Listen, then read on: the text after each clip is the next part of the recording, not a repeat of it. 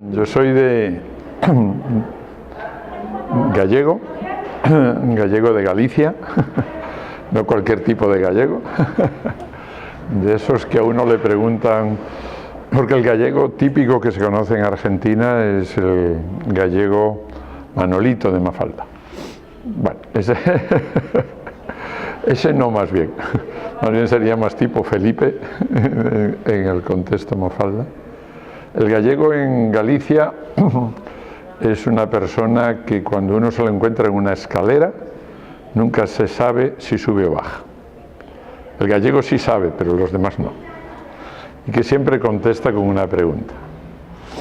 Entonces es un tipo de lógica arquetípica así de los gallegos que se le conoce en la península. Ahora, Galicia, como Canarias, como Andalucía también, son regiones de España que han siempre estado más vinculadas con América Latina que con Europa.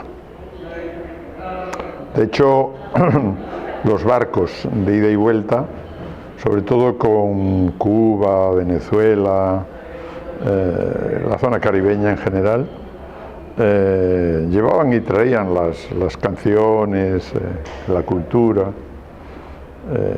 y en nuestras fiestas siempre hay rancheras con mariachis, y hay canción boleros, y hay cumbias, en fin, todo eso. Y por 40 años de dictadura también no teníamos mucha vinculación con Europa. En realidad los europeos dicen que Europa se acaba en los Pirineos. Bueno, salvo para los catalanes, quizás los vascos, que son más europeos. Efectivamente yo no me siento para nada centroeuropeo y me siento mucho más por la cultura también de los movimientos sociales, populares. Por ejemplo, en Europa no hay asociaciones de vecinos, no hay juntas vecinales. En todo caso hay un sindicato de inquilinos, un sindicato de grupos radicales que luchan por el territorio, pero no esta organización que tenemos en España, Portugal también, y en América Latina, que es la organización territorial, juntas de fomento, juntas vecinales y toda esta otra organización comunitaria, ¿no? que es tan típica y es, por otra parte, a la que yo me dediqué básicamente pues cuando, bueno, después del mayo del 68 y todo aquel jaleo europeo, que nosotros seguíamos en dictadura hasta el año 75-77, entonces ahí en todos esos movimientos populares, comunitarios, es donde yo básicamente me formé. Bueno, también tuve un título de licenciado y luego de doctor en ciencias políticas, económicas y comerciales, porque la sociología no existía como tal en la dictadura. Se generó después una escuela de sociología con Jesús Ibáñez y con algunos de nosotros, y ahí en la Facultad de Sociología ya es donde profesionalmente me desarrollé ya más la versión académica de libros, de investigaciones y toda esa parte.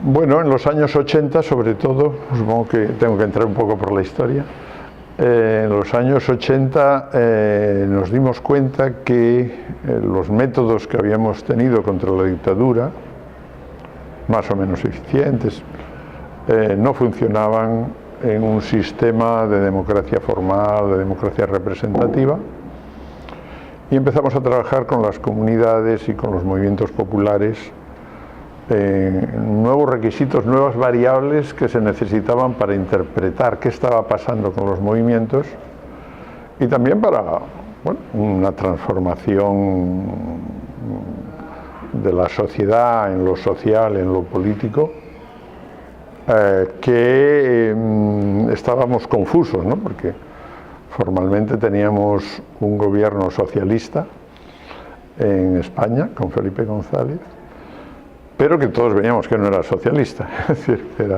que era otra cosa, ¿no? Unos le llamaban social liberal, otros le llamaban, bueno, de muchas formas. Un poco lo que luego en toda Europa se conoció como tercera vía, como esa forma de socialismo. Pero desde América Latina nos empezaron a llamar. ¡Oh, qué bueno eso del socialismo en Europa! A ver si lo podemos hacer en América Latina. Entonces uno llegaba a Brasil, bueno, me tocó llegar a Brasil, a Argentina, a varios sitios, y decir, oiga, que no, que sí es un partido socialista el que gobierna, pero que los movimientos populares, los sindicatos incluso, están haciendo huelgas duras. En el 88, si no recuerdo mal, fue una huelga general de los sindicatos contra el llamado gobierno socialista, por el neoliberalismo que entraba ya contra las pensiones, contra los derechos de la juventud, contra las mismas formas de relación en las empresas, etcétera, ¿no? Entonces tuvimos que estar inventando otras cosas, ¿no? Y, tanto para el sur de Europa, básicamente, que es donde nos movíamos nosotros, como cuando nos llamaban de América Latina y teníamos que decir, pues hay otras cosas, hay otras variables que hay que incorporar. Y ahí incorporamos algunas variables en los trabajos comunitarios que nos dieron resultado allá, en los barrios de Madrid, básicamente, pero que empezamos a ver que también en América Latina esas variables funcionaban de la misma forma y además en situaciones que los dirigentes sociales de los barrios de Madrid, de Caracas, de Lima, de Santiago, de Salvador de Bahía o de Buenos Aires no se conocían entre ellos y sin embargo aplicaban las mismas formas tanto de lucha social como de una cosa que me interesó mucho, que era la creatividad social. O sea, ya no el dirigente formal de barrio, con sus tics más o menos de líder, de organización popular y también de organización partidaria, etc., sino los grupos, por ejemplo, de mujeres que hacían teatro en un barrio, o los muchachos jóvenes que inventaban canciones o que se metían en movimientos musicales. Es decir, la gente activa. Entonces ahí empezamos a ver que había otras variables, no solamente la variable tradicional de clase social, ¿no?, que la seguimos manteniendo porque siguen existiendo, pero es una variable nada más, o la variable ideológica, ¿no?, más cerca o más lejanos de la transformación social o antagónicos a la transformación social, que eran dos variables que nosotros siempre manejábamos, pero que eran las clásicas, digamos, de los distintos marxismos, ¿no? Sino que vimos que era necesario el grado de organización, o mejor dicho, de autoorganización que tenía la propia sociedad. O sea, si era una cosa muy partidista, muy incluso sindical, representativa, o había otras formas de autoorganización, por ejemplo, de estos grupos de iniciativas, de estos grupos de base, cómo se autoorganizaban, cómo lo hacían, no solamente en la resistencia política directa, en la lucha frontal con el Estado, con el capital, sino también en las luchas culturales, ¿no?, las luchas de transformación, de la solidaridad entre familias, para hacer casas, para hacer tomas, para hacer un festival de música, para lo que fuera, ¿no? Entonces el grado de autoorganización y de relaciones entre las organizaciones. Y luego una cosa que finalmente fue la cuarta variable que le metimos al asunto y que ya ahí dimos, creo, con algunas claves, que es cómo la clase social, la conciencia de clase y la organización eran duras de mover. O sea, uno pertenece a una clase social y pertenece a la clase social. Uno tiene una ideología y le cuesta cambiar la ideología. Incluso uno pertenece a una organización y ya está a gusto en la organización. Entonces, ¿qué es lo que permitía cambiar todo eso y que se transformara en la vida cotidiana y luego también en las relaciones con el Estado, con el capital? Y vimos que eran las relaciones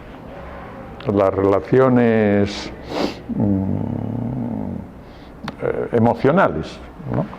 Miedos, confianzas, desconfianzas, pero esto ¿cómo se puede medir? ¿No? ¿Cómo se puede analizar? Y encontramos algunos sistemas, el sociograma, mapa de redes y eso, que lo empezamos a aplicar y que nos va dando juego para entender en el corto plazo los movimientos relacionales, cómo afectaban a la ideología, al cambio de ideología, cómo afectaban al sistema organizativo mismo y cómo afectaban incluso a la organización de las clases sociales y su lucha de clase. Eso lo empezamos, bueno, agarramos cosas de los ingleses, cosas de los latinoamericanos, y desde ahí ya nos lanzamos, ¿no? Una vez que tenemos el mapa de actores de un barrio, de una comunidad, lo empezamos a extrapolar también a luchas más generales. Por ejemplo, en España la lucha de los ecologistas contra los trasvases de agua de un río a otro. Aplicamos también ese mapeo, que ya era un conflicto de todo el Estado y un conflicto además con implicaciones en Europa. O sea, que necesitábamos aliados en Europa para que los ecologistas vieran con quién podían moverse, con qué tipo de movimientos populares, con cuáles no, etc. Pero vamos, básicamente era más de barrios y luego para arriba, ¿no? Y luego ya en los 90 empezamos a desarrollar mucho más. En los 90 ya habíamos venido por América Latina, yo creo que a finales de los 80 yo empecé a venir por América Latina y empezamos a desarrollar también, cómo después de los autodiagnósticos hechos con mapas de gente y con la misma gente, o sea, con los mismos pobladores de las villas, recuerdo que en Buenos Aires fue en la Villa 15 donde trabajamos en La Boca y bueno, algunos otros barrios. Normalmente en cada ciudad latinoamericana agarrábamos 4 barrios, 4 comunidades diferentes para chequear, ¿no? Es decir, cómo funcionaban las redes, los entramados sociales, el tejido social en cada uno de esos sitios, en el punto de vista de la organización, en el punto de vista... Bueno, y ahí fuimos de forma muy natural conectando con todo el pensamiento crítico latinoamericano y fuimos recogiendo muchas cosas que nosotros veníamos nombrando de una manera, que quizás aquí se nombraban de otra, y que finalmente muchas veces pues, lo que hemos hecho es juntarlas, sin más, ¿no?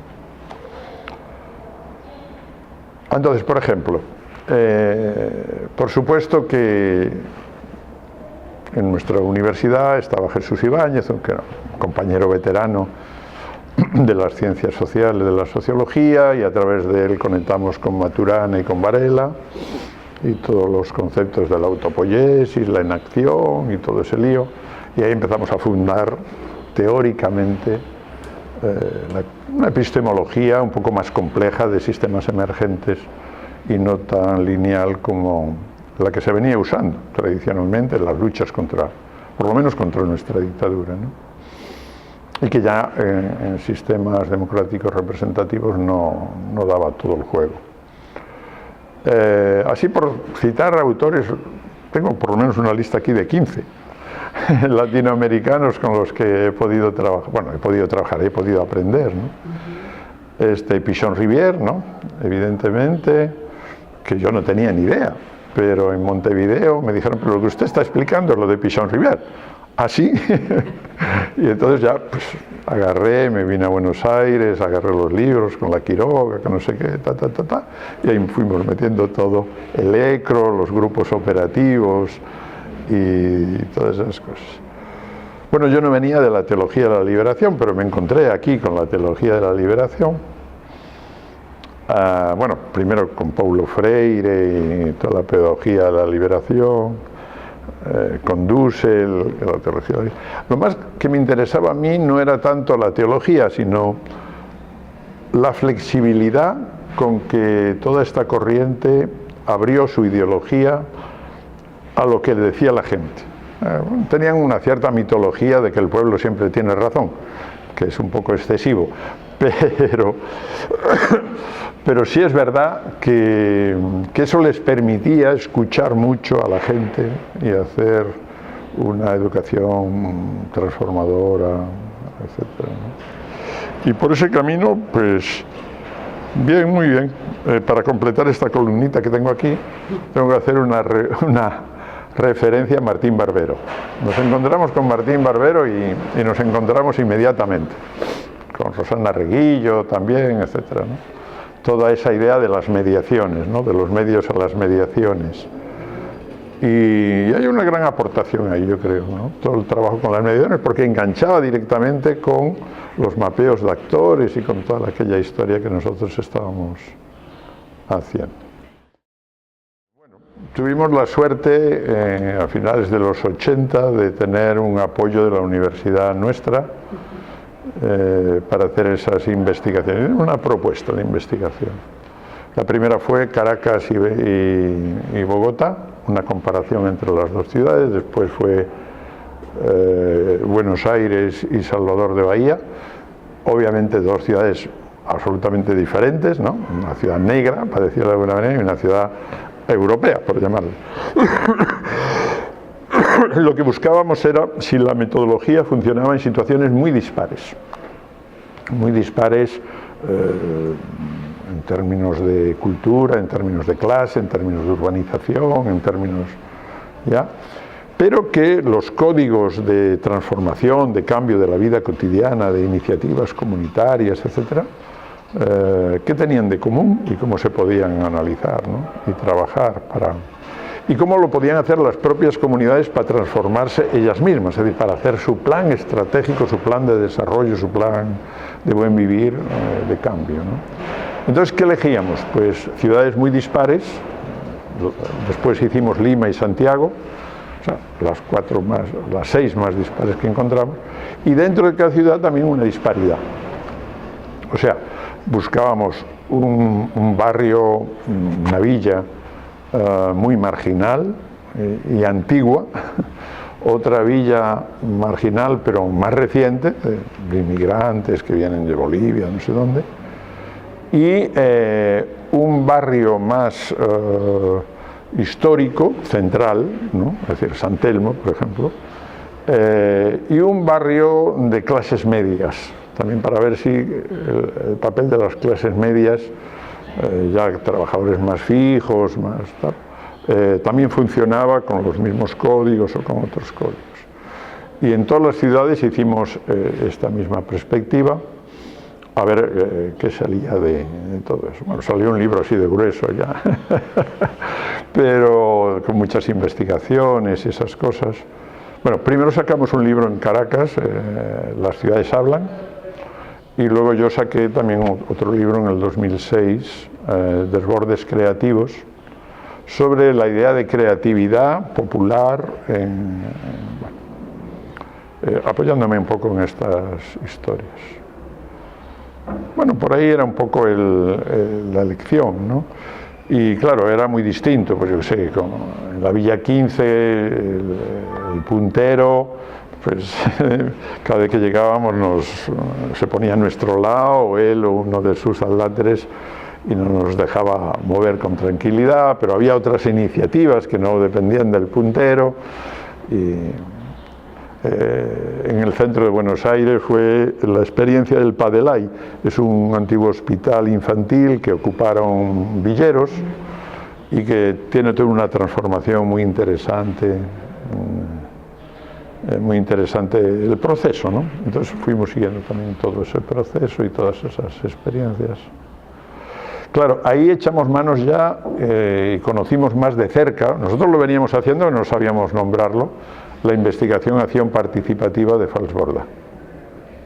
Dijimos, no, pero es que esto además está conceptualizado y podemos trabajarlo, y hay debates entre Falsborda y Rodríguez Brandao y Ricardo Cetrulo en Uruguay, y nos tenemos que meter todos ahí, ya.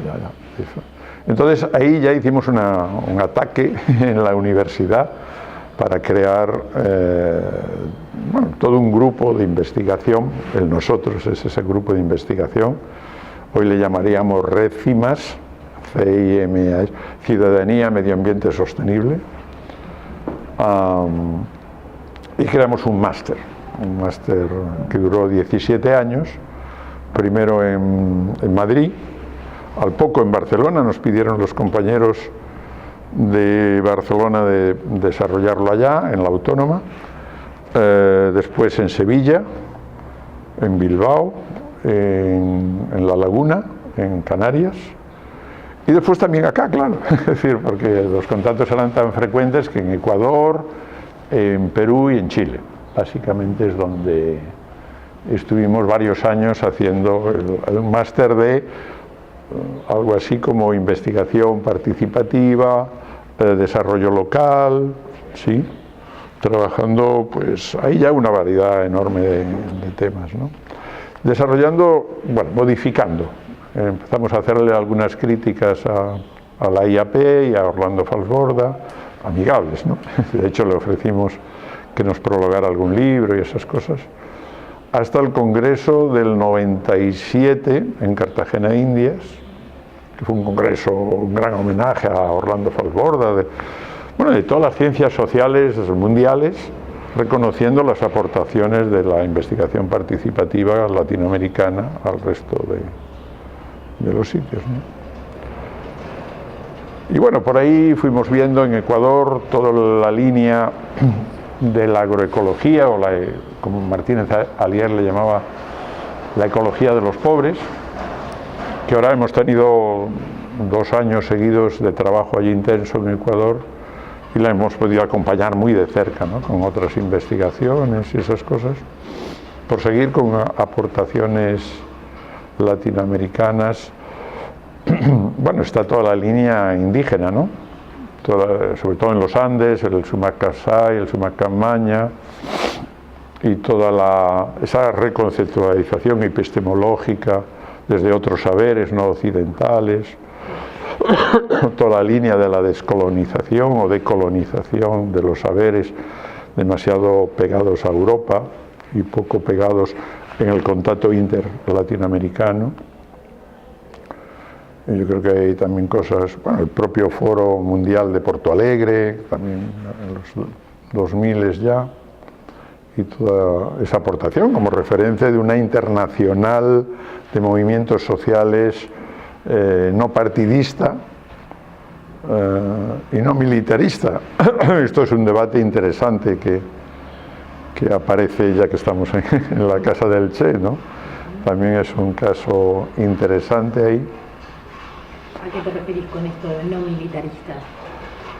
Claro, porque en el Foro Social Mundial no se planteó que no hubiera partidos directamente y que no hubiera guerrillas. Entonces ahí hay un salto, entiendo yo, en la concepción latinoamericana, después de la experiencia chilena de la vía, digamos, representativa para llegar al gobierno, que fracasa por el golpe de Estado, y después de la vía cubana guerrillera, ¿no?, guevarista en ese sentido, que también acaba, digamos, militarmente mal y políticamente mal, porque el propio Partido Comunista de Bolivia y muchos movimientos de Bolivia no respaldan el proceso guevarista. Entonces yo creo que hay una reconceptualización larga en América Latina de cómo es el proceso de transformación, cómo pueden ser los procesos de transformación. En eso parecido a lo que nos pasó también a nosotros con la dictadura, ¿no? Es decir, nosotros luchamos contra la dictadura, por cierto, de 40 años, que no es poco, pero al final de la lucha contra la dictadura nos dimos cuenta que no teníamos las herramientas suficientes para movernos en una sociedad compleja y que no servía una teología de la liberación lineal, digamos así, ¿no? El pueblo siempre tiene razón, el pueblo es Dios o algo así, y ni servía un marxismo también determinista y lineal, ¿no? Inevitablemente la historia nos conducirá a la revolución socialista.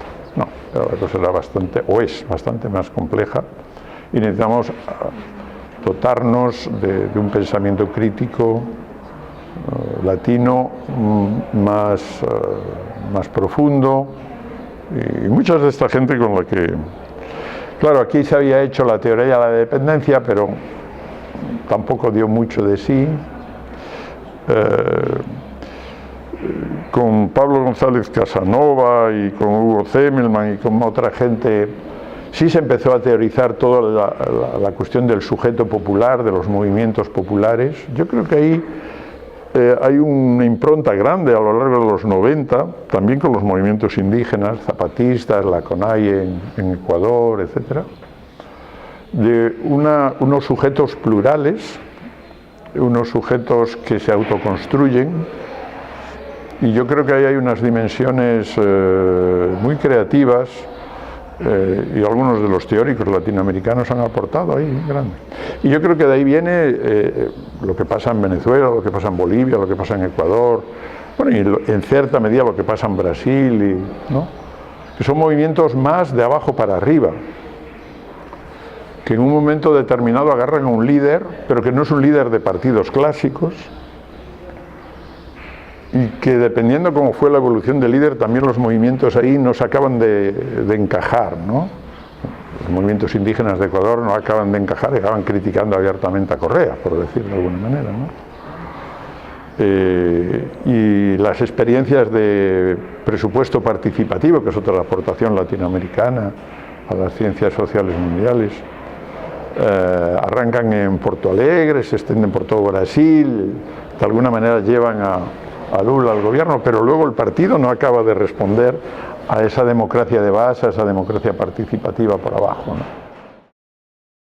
Déjame precisar un poco la idea de movimiento social, porque sí le hago una cierta crítica al análisis académico de movimientos sociales.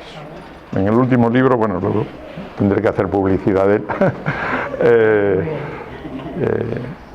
sí me meto en una crítica de los movimientos sociales tal como han sido estudiados sobre todo por los norteamericanos, los centroeuropeos y bastantes latinoamericanos que han copiado de los norteamericanos y de los centroeuropeos. Porque se ha hecho como un cajón cerrado, movimiento social es esto.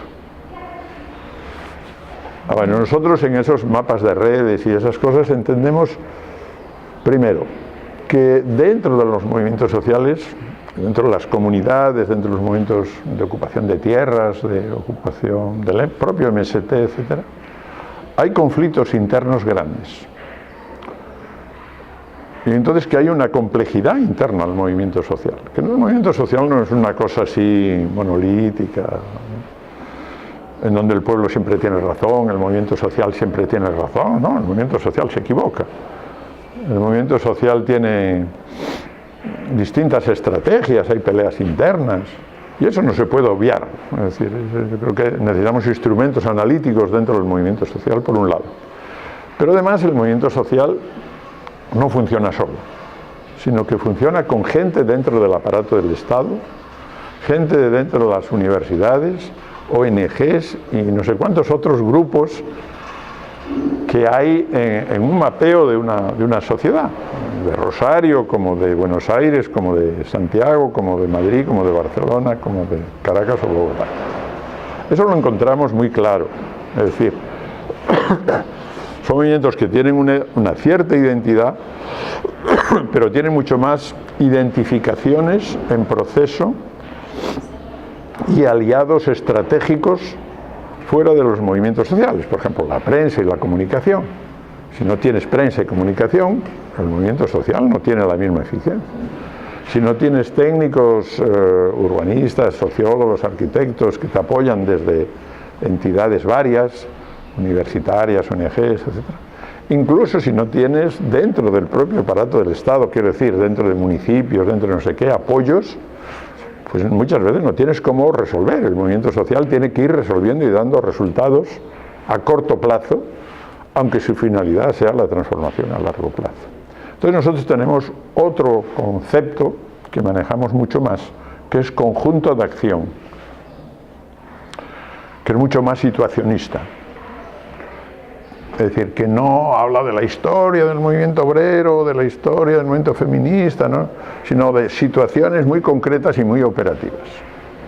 y cómo trabajar con conjuntos de acción, ¿verdad?, que tienen su base social, que tienen su organización, que tienen sectores no organizados muy importantes, que son la mayoría los no organizados, que tienen aliados en distintas partes de las luchas de los poderes, no del poder, sino de los poderes en plural, que trabajan en la vida cotidiana, pero que tienen también una estrategia a medio plazo.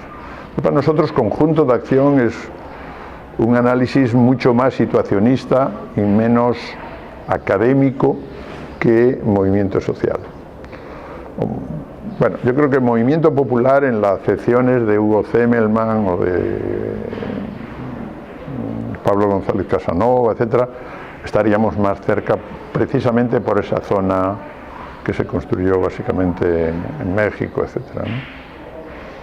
Bueno, hay una parte más evidente, ustedes la tuvieron en América Latina más fuerte, antes que en el sur de Europa, que fue toda la lucha contra el ALCA, es decir, contra el modelo neoliberal ya formalizado en un tratado internacional que se pretendía desde Estados Unidos para toda América Latina. Y yo creo que hay una respuesta muy generalizada, llamémosle movimientos sociales, etcétera, a escala continental, digamos.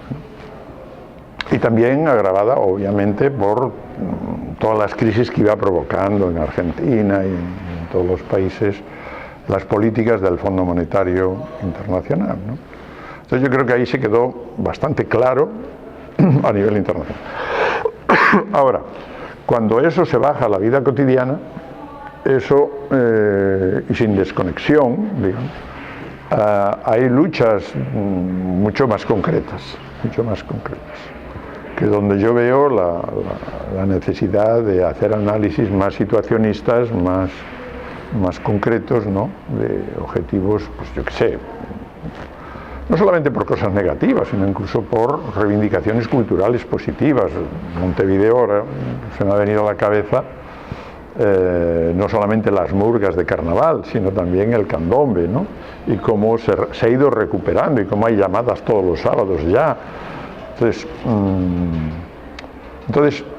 yo creo que el analizar esa reivindicación de un cierto, digamos, orgullo cultural o reivindicativo incluso, ¿no?, conectado con aquella otra perspectiva más de foro social mundial, neoliberalismo, contra el neoliberalismo y tal, pero que a veces se concreta en cosas mucho más cercanas, ¿no?, de la gente y eso.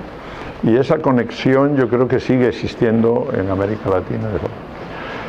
En Europa eso nos llega un poco más tarde, nos llega con la crisis básicamente del 2007-2008, donde el neoliberalismo aparece descarado, digamos, ¿no?, de una forma muy descarada, muy de imposición, sobre todo de Alemania hacia los países del sur, Grecia, Italia, España, Portugal, y lo que provocó los movimientos de indignación, ¿no?, de Grecia, en España, etcétera. Pero igual, yo creo que ha quedado muy, o sea, que todo el mundo entiende el descaro y la prepotencia del neoliberalismo en sus formas actuales financieras internacionales. Pero claro, eso sigue quedando a escala de Europa, de América Latina, ¿no?, de quiénes son nuestros enemigos en ese sentido de los movimientos sociales o de los movimientos populares. Pero ahí a mí me preocupa sobre todo la conexión de las redes que están subyaciendo de ayuda mutua, de defensa, pues no sé, en el mundo andino, por ejemplo, la economía popular y solidaria, ¿no? Es una forma de autoorganización frente a que los gobiernos andinos estén comerciando con los chinos, con los canadienses, con el extractivismo de sus riquezas.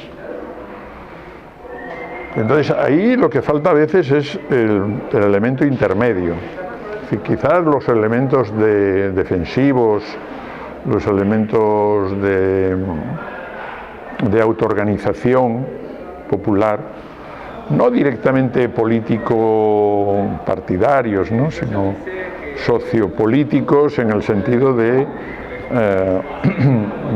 construcción, ¿no?, comunitaria, etcétera. Esos yo creo que están por ahí. Y se conocen no siempre. Y no suelen tener una tradición política clara hacia arriba. El Foro Social Mundial lo intentó en cierta medida, pero está así como está. Y sigue habiendo como distintos circuitos y distintos canales. De tal manera que sigue predominando el canal a la hora de la transformación país por país. Se sigue confiando en la intermediación de los partidos, básicamente, y las fracciones dentro de los partidos, que es otro lío, las internas, ¿ya? Las coaliciones entre un partido y otro, muchas veces antinatura. Saber, este de izquierda que se está juntando con aquel de derecha, saber cómo es, pero que se están dando en la práctica empírica, ¿no? Es decir, en la práctica real. Entonces ahí como que la gente está desconfiada. Por ejemplo, yo vengo de Chile. Bueno, en las últimas elecciones creo que ha votado el 40%, porque antes el voto era obligatorio, entonces votaba, claro. Pero ahora, en cuanto han dado libertad, la gente vota al 40%. Y dice, la legitimidad, por hablar de un sistema más o menos de derechas, digamos, ¿no? Pero en Venezuela ha votado también el 40% ayer. Es decir, hay una desconfianza tan enorme del sistema democrático representativo, y sin embargo, como solemos decir, es el menos malo. O como decía un humorista español, el Péric, la democracia es el menos malo de todos los sistemas de gobierno, pero es perfectamente pervertible y degradable. Y esa es la que tenemos, es decir, todavía estamos entonces, lo que dice Boaventura Santos, esto de que yo también lo considero latinoamericano, aunque sea portugués, aunque seamos gallegos, pero que somos atlánticos en ese sentido, democratizar la democracia, porque la democracia que tenemos no es una democracia de élites que se cuajan en un partido y que buscan un respaldo electoral más o menos, es decir, de un 20, de un 30% de los votos de esto, ¿no? Entonces, este tipo de democracias que tenemos, no solamente el neoliberalismo, ¿no?, sino se está deslegitimando él solo, de alguna forma. ¿Y alguna alternativa que vos veas a esa? Claro, claro, en esas estamos desde hace un tiempo, sobre todo en el caso nuestro, desde las democracias latinoamericanas, las más avanzadas que hubo, ¿no?, que en sus constituciones nuevas, ¿no?, la constitución del Ecuador o la de Bolivia, que son muy avanzadas, prometían sistemas de democracia participativa. Bueno, también estaba en la Constitución de Colombia del año 92, pero nunca se ejercen. Por lo menos en Ecuador, que es lo que yo conozco más de cerca ahora, tenía un sistema incluso que era el quinto poder, o la quinta función del poder, que era, incluso ponía, no hay revolución sin participación. Y en la Constitución del Ecuador participaron cientos de miles de personas. Pero en los municipios del Ecuador no está participando la gente en líneas generales, ni en Quito, ni en Guayaquil, ni en Cuenca, que yo estoy trabajando allí. Ahora estamos intentando que la gente participe, pero tampoco se consigue. Entonces, bueno, las grandes declaraciones de democracia participativa, todas bonitas, pero ¿dónde se hace? ¿Dónde se hace? Dígame usted en concreto la ciudad, el barrio, no sé qué. Aquí en Rosario es una de las que cuenta que América Latina como que está más avanzada. ¿Ya? Y no me atrevo a opinar de Rosario porque acabo de llegar, pero siendo y todo de las más avanzadas, si uno le preguntara a la gente de Rosario, no me atrevo a hacerlo, a lo mejor ustedes lo pueden hacer, ¿cuánta gente va a las elecciones municipales y cuánta gente participa en el presupuesto participativo? Que estoy seguro, porque me pasa en todas las ciudades donde yo trabajo mucho en presupuestos participativos, y hay un desequilibrio grande. Y eso ¿A qué se debe? ¿Tenés algún ensayo de respuesta para eso? Sí, no, se debe a que los políticos y los técnicos no educamos en qué es una verdadera democracia participativa. O sea, no tenemos mecanismos de democracia participativa bien establecidos, o mejor dicho, estamos empezando, llevamos apenas 20 años ensayando sistemas de democracia participativa, su legitimación, sus mecanismos, etc. Nosotros mismos echamos a la gente a pelear. O sea, hay presupuestos participativos desde Kerala, que para mí es el más avanzado del mundo, hasta acá. Y en vez, a ver, por ejemplo, les pongo un ejemplo, que viene en el libro también. En vez de elegir primero el tema de lo que se necesita y luego los representantes, en general, muchos sitios primero eligen a los representantes y luego decidimos para qué. O sea, esto es contrario a la democracia participativa, por lo menos a la democracia que quiere transformar cosas concretas de la vida cotidiana de la gente. Primero, ¿quién es el jefe? Y luego, ¿para qué queremos al jefe? A ver, aquí algo no funciona. La democracia debería ser al revés, ¿no? Primero, ¿qué es lo que queremos hacer en Villa Banana o en la Villa 15 o en no sé dónde? Y luego, ¿quiénes son las personas indicadas para hacer el seguimiento de eso? Y lo mismo que digo eso, el sistema de votación. El sistema de votación es un sistema de votación, gana este o gana aquel o gana aquel otro. 3.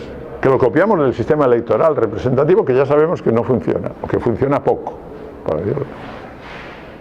Cuando hay sistemas de votación ponderada, en donde yo puedo repartir, primero, no votar por lo mío, tener que votar por lo de los demás, y segundo, repartir puntos, 5, 10, 4, 3, 2, 1, ¿no? En una escala, para ver cuál es lo más ponderado de todos los demás. Y desde ahí, un siguiente paso de consensuar qué es lo que queremos hacer en este barrio, en esta ciudad, en este sindicato, en esta cooperativa. Entonces, existen los sistemas, pero como que todavía los tenemos poco engrasados, pocos ensayados. La verdad que los tiempos de la democracia participativa, 20 años, 30 años, que podamos tener, son pocos todavía. La democracia representativa, desde el siglo XVIII, ¿no? Llevamos ensayándola 2 siglos y todavía hay partes del mundo donde no ha llegado la democracia representativa. Entonces, la democracia participativa necesitamos ensayarla en lo local, en lo regional, en lo estadual, ¿no? Y bueno, y hay ensayos ya importantes en Río Grande do Sul, en el gobierno de Olívio Dutra. Bueno, se tomaron decisiones importantes, si se ponía la General Motors o la Ford, se le daba permiso, que con condiciones, si se hacía una universidad estadual, en fin, planes de desarrollo para, bueno, Río Grande do Sul es ya un estado de, no recuerdo, pero como de 10 millones de habitantes, o en Kerala con 32 millones de habitantes.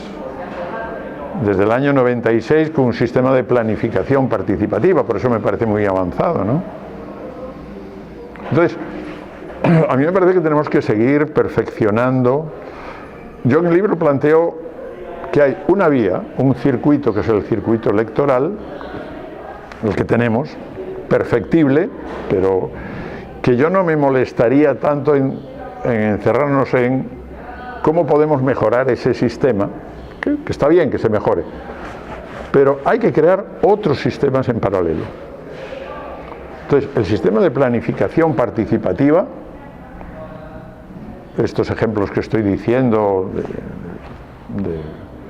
de presupuestos participativos, de planificación descentralizada, etcétera, etcétera, tienen sistemas perfectos, bueno, perfeccionables, pero muy claros, en donde no hay que entrar en competencias de quién es el jefe y quién no es el jefe, ¿no?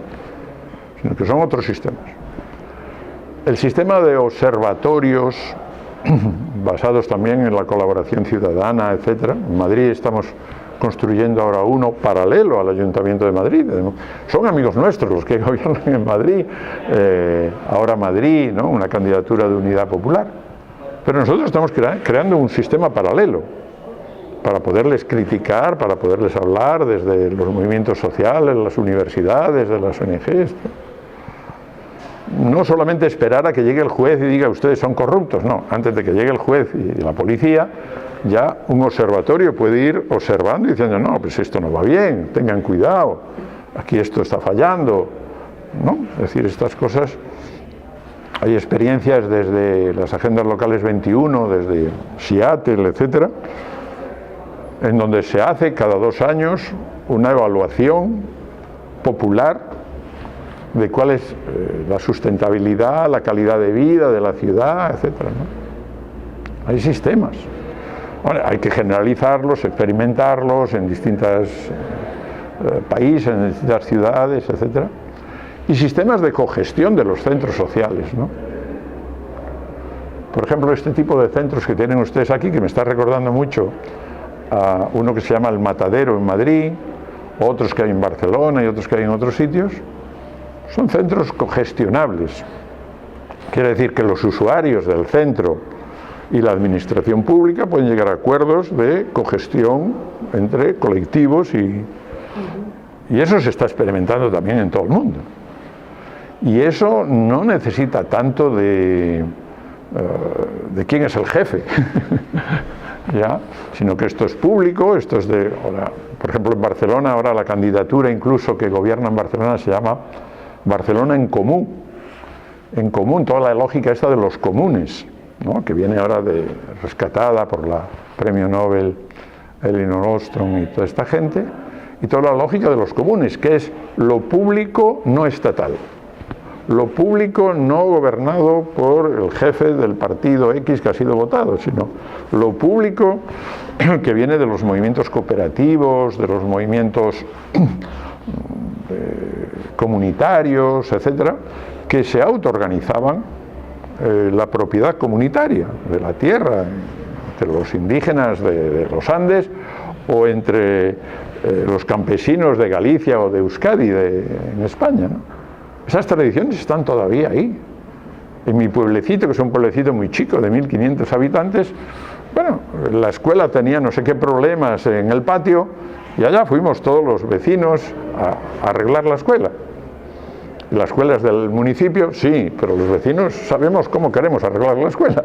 Entonces, la mano de obra la ponemos nosotros, ustedes ponen los materiales y podemos hacer muchas cosas en común, ¿no? Yo creo que eso es una tradición latina bien larga. Con Sandra Massoni estuvimos en una mesa redonda en Cartagena, Indias, ahora a los 20 años, en 2017, y una compañera colombiana dijo, quite la palabra investigación. Eso solo lo hace la policía. Bueno, es un poco duro, las universidades también hacemos investigación, ¿no? Seguramente más blanda que la de la policía. A mí me gustaría, no lo tengo muy teorizado, pero me gustaría hablar más de inmersión, meternos por debajo del agua, en los manglares, a ver qué jaleos hay ahí dentro, o estrategia incluso, ¿no? Estrategia me gusta también, es una vieja palabra no necesariamente militar, hay estrategias artísticas, estrategias económicas, estrategias de mucho tipo. Y yo creo que es bueno construir una estrategia con los colectivos. O sea, si yo estoy trabajando con un colectivo agroecológico, ¿cuál es la estrategia? Y cómo yo acompaño esa estrategia con mis saberes técnicos, profesionales, para que sea lo más eficiente y lo más transformadora la estrategia de ese colectivo agroecológico, o si es la estrategia de Villa Banana para resolver sus problemas, o si es la estrategia de un colectivo feminista para trabajar con las mujeres de los barrios populares, por ejemplo. Y ahí recuerdo una, ya que me habló antes del feminismo, me tocó durante varios años dirigir la metodología de los presupuestos participativos de la ciudad de Sevilla. Y entonces tuvimos una charla al principio con varios colectivos feministas de la ciudad. Están en una plataforma unitaria de las mujeres de allá que se llama 8 de marzo. Y lo que hicimos fue sentarnos con ellas, con las feministas puras y duras, de 4 o 5 tendencias peleadas entre ellas, y dije, miren, ustedes peleense todo lo que quieren, pero ustedes tienen que ir a los barrios de Sevilla, donde están las asambleas, y ahí implementar una estrategia que les sirva a las mujeres de Triana, a las mujeres de Macarena, de los barrios populares de Sevilla. Y bueno, estaban peleadas por cuestiones ideológicas del feminismo de la diferencia, de la Butler, de la igualdad, de no sé qué, pero a la hora de llegar a un barrio se ponían de acuerdo. Y se ponían de acuerdo por necesidades de que las entendieran las mujeres populares, digamos, ¿no? Madres de familia, que hacían gimnasia en un centro cultural o que llevan a los niños no sé, a la escuela o lo que sea. Y fue muy interesante todo eso. Pero la concepción no era ir a investigar académicamente, en el sentido clásico de alguien que mira desde fuera, sin mancharse mucho las manos. No, la idea es sentarse con los colectivos para hacer su estrategia de transformación viable desde la vida cotidiana y de los cambios que se pueden hacer en cualquier caso, ¿no? En cualquier situación, en ese sentido. Entonces yo creo que ahí sí se está avanzando, bueno, los principios de Falsborda de investigación y acción participativa están ahí, por supuesto, pero yo creo que hay como un planteamiento reconociendo esa impronta de cómo tener herramientas más eficientes para que los profesionales, digamos, que apoyan a los movimientos y los dirigentes de los movimientos y las bases de los movimientos, los no organizados que en un momento siguen y en otro momento no siguen, podamos construir colectivamente algún tipo de estrategias transformadoras, de democracias transformadoras, ¿no? desde la vida cotidiana y hasta donde llegue. Si llega a la ciudad, si llega al Estado, si llega... Ideología tenemos todos y todas, lo sepamos o no lo sepamos. Y algunos seguramente tenemos un híbrido de varias ideologías, ¿no? que uno lo han ido sucediendo en la vida, ¿no? En la dictadura uno le formaron en el catolicismo, de ahí uno empieza a hacer las rupturas con la teología de la liberación, conoce cosas marxistas, se acompaña con una compañera que es anarquista, dos hijas son feministas y le critican a uno que en el libro que escribió no citó, no se está invisibilizando a las mujeres. Vivo en un pueblecito de 1500 con lo que se llama Comunidades en Transición, que es una red internacional de grupos ecologistas. Bueno, todas esas ideologías están en uno. Lo que me importa a mí es que la ideología no le explote a uno. Esto lo decía Jesús Ibáñez, él hablaba de 4 grandes explotaciones: la explotación de la naturaleza, la explotación del trabajo, la explotación de la diferencia, hombre-mujer, blanco, indígena, etc. Pero había una que no se le conoce tanto, que es la explotación de uno mismo por los ancestros. Y yo esto lo he intentado trabajar un poco a raíz de Jesús Ibáñez. La explotación de uno mismo por el peso de la ideología que a uno le hace más dogmático. Estoy de acuerdo con el libro, la Biblia, el Capital, el que sea, o no estoy de acuerdo con el libro, estoy interpretando bien. Esto es un debate intelectual castrador y un debate intelectual que no le deja a uno ser creativo con la gente. Entonces, si la ideología sirve para eso, oiga, guárdesela en el bolsillo. Pero si la ideología es más que el libro, es un fermento de implíquese usted con la gente, ¿no? Y ahí me da lo mismo.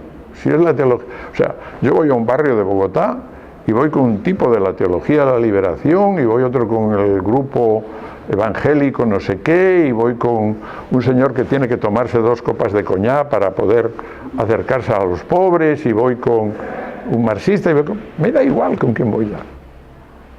Lo que me importa es que la ideología de cada uno de los que vamos sean suficientemente abiertas para construir con la gente. Eso sí.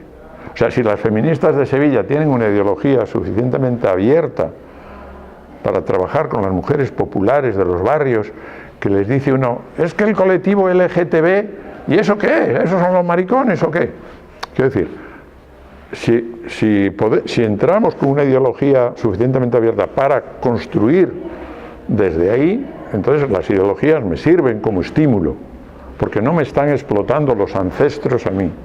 Pero si no, yo me estoy dejando explotar por los ancestros, por la ortodoxia, de cualquiera que sea, ¿no? Y no por la ortopraxis, ¿no? Esto, cuando yo era muy jovencito, había un cura de la teología de la liberación que decía eso, la diferencia entre ortodoxia y ortopraxis. Yo creo que de ahí me quedó el concepto de praxis más o menos claro. Bueno, primera cosa, siendo estudiante todavía en la Universidad de Madrid, había varias líneas ideológicas, y había una, el Felipe, FLP, Frente de Liberación Popular, que es el primer grupo político al que yo me adscribí, y que era guevarista, directamente guevarista. O sea, nosotros ahí, incluso guevarista, con diferencias con Castro y con la Revolución Cubana, ¿ya? Y que conectaba directamente pues con Camilo Torres en Colombia, o con Marighella en Brasil, o con los Tupas en Uruguay. Nuestra ideología mítica, digamos, estaba ahí situada, el FLP, el Frente de Liberación Popular. Por lo tanto, mis raíces básicamente venían por ahí. Y lo que nosotros ya entonces apreciábamos más era la cuestión, llamémosle, ética. La coherencia entre el decir y el hacer, ¿no?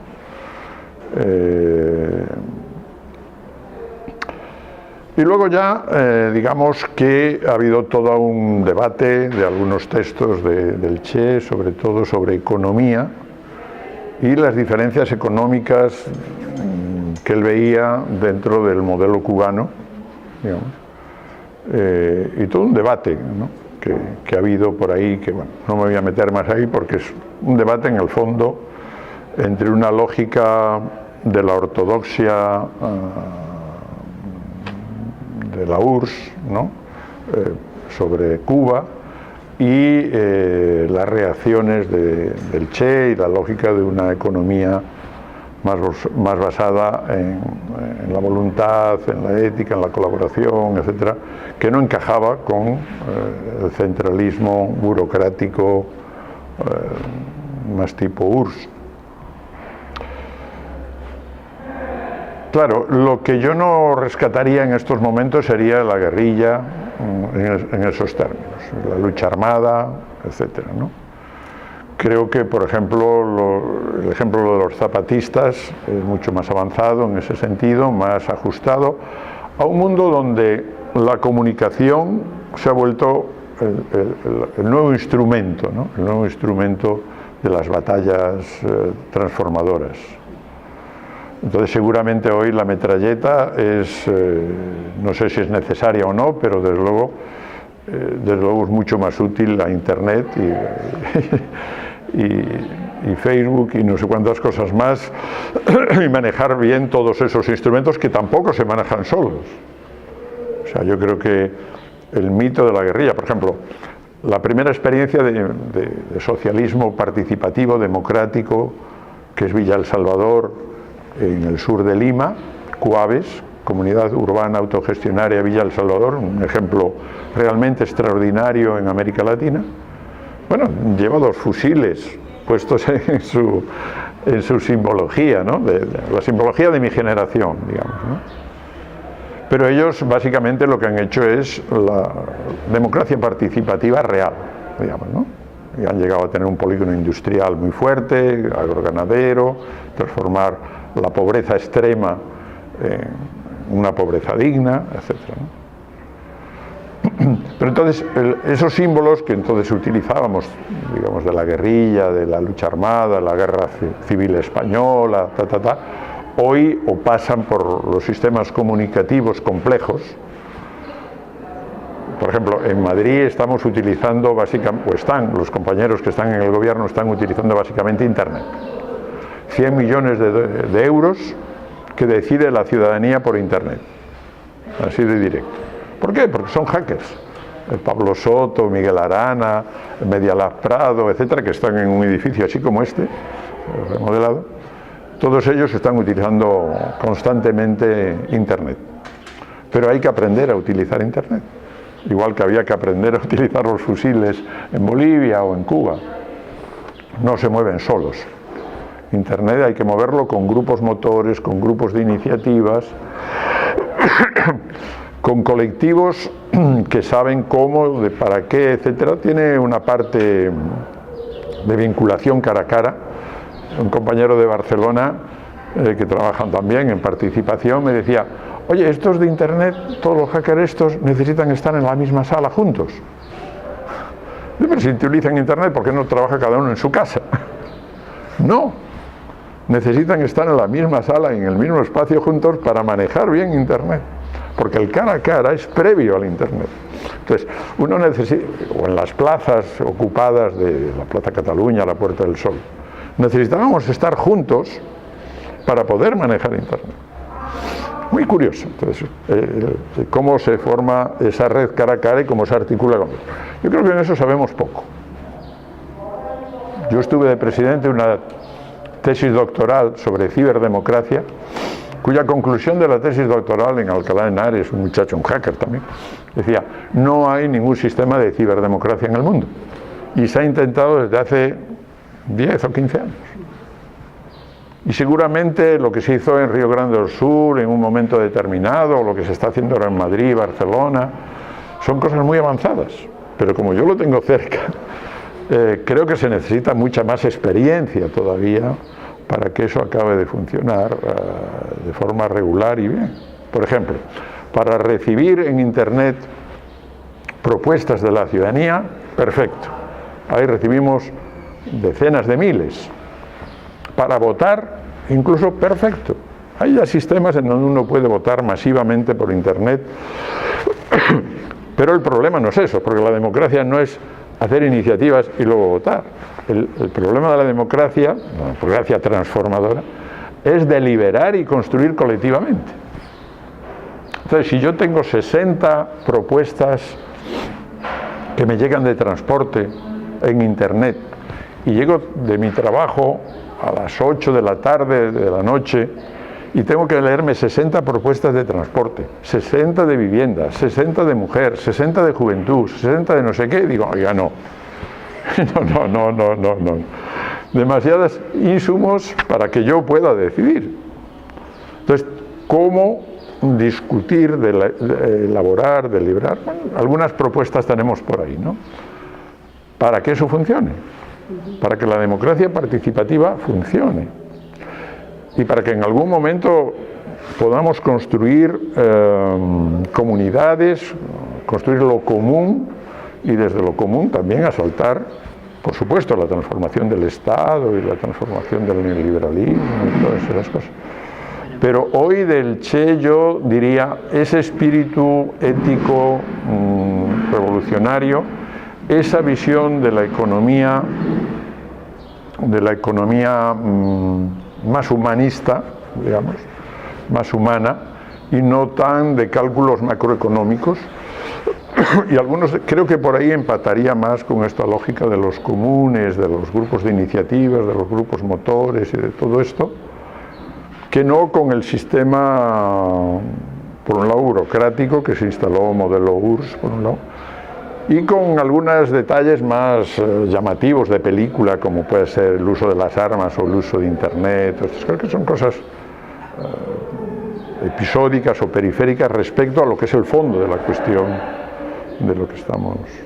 Pero sigue siendo una imagen que convoca. Sí, sin duda, sin duda.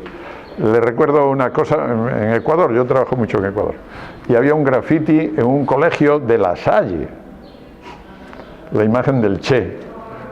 La Salle como el Che, fiel a sus principios y a sus ideales revolucionarios. Bueno, así es, ¿no? ¿Cómo pensás vos que se gestiona un cambio social hoy? Bueno, de abajo para arriba, eso es la primera cosa que hay que decir, ¿no? No será el 99, pero sí necesitamos que haya un 60-70% de apoyo indirecto. A ver, voy a explicar esto porque en comunicación yo he aprendido una cosa, que entre el grupo motor inicial y los sectores no organizados hay varios saltos de comunicación. Y que, por ejemplo, una comunidad de 30.000 habitantes, ¿sí? Un barrio, quienes se mueven es el 0,1% de la población, no mucho más. Ese 0,1 puede convocar unas reuniones, unos talleres, unas asambleas, hasta el 1-2% de la población. Y eso es lo que se ve y se le llama movimiento social o movimiento popular. Porque hemos reunido 300 personas en un barrio de 30.000. Pero lo que a mí me preocupa es la comunicación entre ese 1-2% y se están comunicando cotidianamente. Entonces, existen unas redes no visibles, un entramado no visible, un tejido social no visible, no organizado, que es la clave del asunto.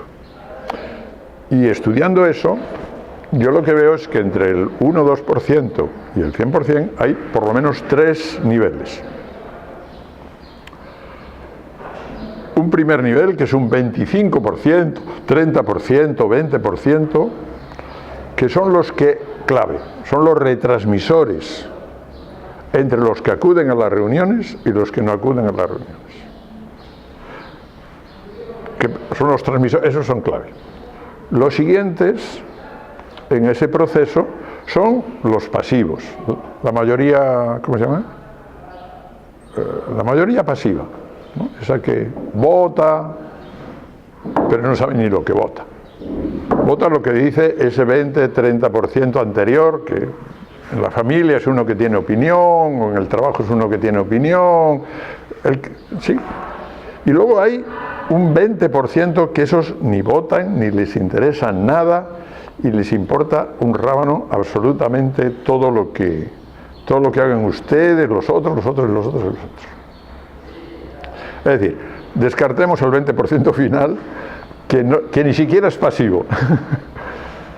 Tengamos en cuenta que hay como un 50-60% de gente muy pasiva, que no se cree ni lo que aparece en televisión, ni lo que aparece en los partidos, ni lo que aparece en los movimientos sociales, ni nada. Simplemente le pregunta a un primo, a un cuñado, a una señora, no sé qué, oiga, ¿y esto cómo es? Y en esa comunicación entre el 20-25% y el 50-60%, ahí está la clave de la comunicación. Obviamente los que hacen mensajes de propaganda en televisión, quieren vender un producto, un carro, un auto, un refresco, no sé qué, hacen grupos de discusión y estudian a toda esta gente para mandar un mensaje directo, claro. Pero el mensaje directo no es tan directo. El mensaje directo es importante, esto me lo enseñó Jesús Ibáñez, si se reproduce en la comunidad. Es decir, si el comentario de lo que llega. Entonces, el comentario de lo que llega ya está instalada, esa red de señoras que compran un producto de belleza o es un grupo de muchachos que se meten en un nuevo refresco, no sé qué, esos ya están instalados, son previos, están ahí. Lo que pasa es que no los conocemos y por eso necesitamos técnicas sociológicas, de las cuales la encuesta es la menos perfecta y el grupo de discusión un poco más perfecta y las metodologías participativas un poquito más perfectas, para conocer qué es lo que pasa ahí fuera de la gente que va a las reuniones. Entonces, la gente que va a las reuniones se cree que cuando ha convocado a 100 o 200 personas en el barrio, pues ya tiene a todo el barrio. Y no es así, porque al día siguiente en el bar comentan, hablaron los de siempre, son unos pesados, se peleó el líder tal con el líder no sé cuántos, esto no va a ningún lado, usted se lo cree, ya que voy a creer eso. Bueno, después, la reunión de los 300 ya no sirvió para nada, si al día siguiente en el mercado o en el bar se comentó aquello, ¿no? Eso no funciona. Entonces, todo esto viene por cómo se construye, cómo se puede construir una transformación social. Entonces necesitamos el 1-2% que acuden a las reuniones, que sepan conectar con ese 25-30% de retransmisores locales, porque ahí está la clave, digamos, ahí es donde se puede manejar conceptos de cambio, de transformación. Porque este 25-30%, no se preocupe usted, le va a hacer llegar a los otros. Por ejemplo, las ocupaciones de plazas en Puerta del Sol o en Plaza Cataluña. ¿Qué seríamos allá? Unas decenas de miles, ¿no?, de personas. O unos cientos, 100.000, quizás 200.000 personas. Pero claro, estamos hablando de poblaciones de millones. Ahora, ¿cómo conectó esos cientos de miles con el 60-70% de aceptación de los españoles? Por redes sociales, por internet, por televisión, por no sé qué. Había una aceptación muy amplia. Pero la conexión era una conexión relativamente frágil entre ese 60-70% de opinión favorable de españoles respecto a los ocupantes de las plazas. Era una conexión frágil. Cuando falló, bueno, reinventamos, hicimos otra cosa que eran las mareas, la marea blanca por la salud, la marea verde por la educación. Fuimos inventando cosas, pero no tenemos bien agarrado esos mecanismos. O sea, esos mecanismos son construcciones que se van produciendo y que muy bien no sabemos cómo acaban de funcionar. Pero por ahí viene, por ahí viene.